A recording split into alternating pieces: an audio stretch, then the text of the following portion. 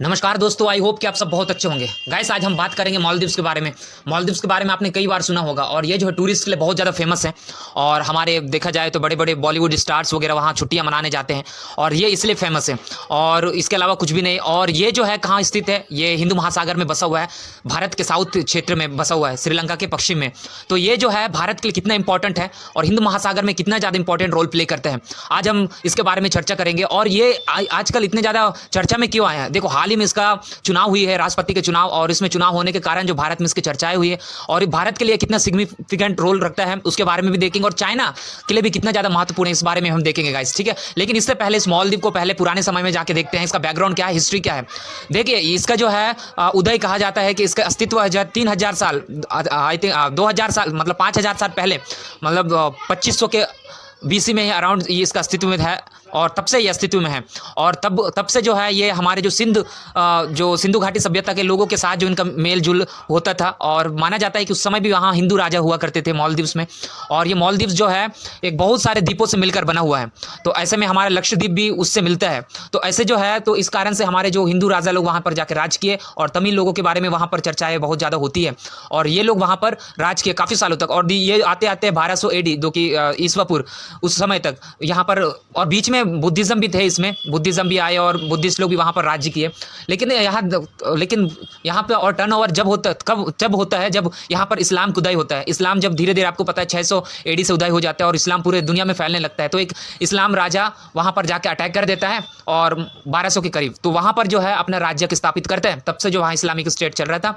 और अब देखते हैं कि वहाँ बुद्धिज़्म भी लगभग 1400 में ही खत्म हो गई थी, 1400 का अराउंड। तब से जो है इस्लामिक राज्य वहाँ चल रहे थे। और अब हम देखते हैं कि यहाँ पर इस्लाम बहुत ज़्यादा फैल गया और 90% इस्लाम अभी भी वहाँ पर मौजूद है और बाकी जो इधर उधर माइनॉरिटीज़ वहाँ पर पाए जाते हैं। लेकिन 1800 में आते आते क्या होता है कि ब्रिटिशर्स जो है इस पर कब्जा कर लेते हैं। आपको तो पता है, ब्रिटिशर्स जहाँ खाने को मिल जाता है वहाँ चले जाते थे। तो यही जो है ब्रिटिशर के प्रभाव में आया 1800 के अराउंड। तो वहाँ पर ब्रिटिश कब्जा करे और ब्रिटिश रूल था। और यहाँ से आज़ादी जो ब्रिटिश ने 1965 को यहाँ से छोड़ के चले गए।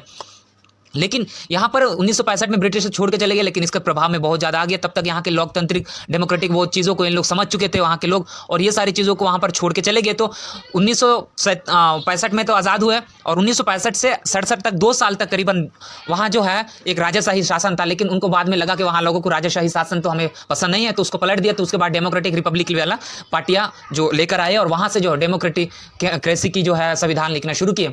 तब से जो गाइस अभी तक 2023 तक जो है डेमोक्रेटिक पार्टियाँ वहाँ चलती है। चुनाव होते हैं, हर 5 साल में चुनाव होते हैं। अब हम बात करेंगे 2019 की लास्ट जब चुनाव हुई थी 18-19 में, तब यहाँ पर मोहम्मद इब्राहिम सोलह जो है वहाँ के राष्ट्रपति थे। और इसके बारे में ये कहा जाता है कि ये जो है भारत के फेवर में थे और ये प्रो भारतीय थे। तो ऐसे हालात में भारत की काफ़ी ज़्यादा मदद की। और ऑब्वियसली बात है, ये जो है अब हम देखेंगे भारत की कितने ज़्यादा इंपॉर्टेंट है ये मालदीव्स, ठीक है। भारत के बहुत ज़्यादा इंपॉर्टेंट है क्योंकि ये हिंदू महासागर में बसा हुआ है।